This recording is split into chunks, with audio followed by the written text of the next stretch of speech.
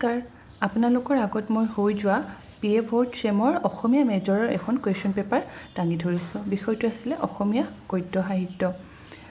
আসলতে কুৱেশ্যন পেপাৰখন ইমান টান অহা নাছিল সৰু সৰু কুৱেশ্যন কিটা অকমান পাঠৰ ভিতৰৰ পৰা দিছে হয়তো পঢ়িলে গোটেইখিনি ক্লিয়াৰ হৈ যাব এখন অতি চমুকৈ উত্তৰ দিয়া 10টা কৰিব দিছে তাৰ ভিতৰত 10টা কুৱেশ্যনই দিছে তাতকৈ আৰু বেছি কুৱেশ্যন দিয়া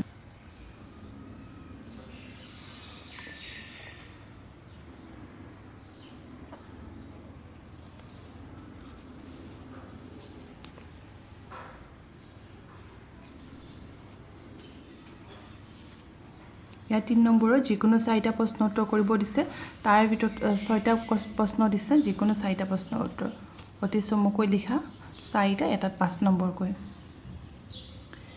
4 নম্বৰ ৰচনাধৰ্মী প্ৰশ্নৰ 4টা কৰিব দিছে এটা প্ৰশ্নত 10 নম্বৰকৈ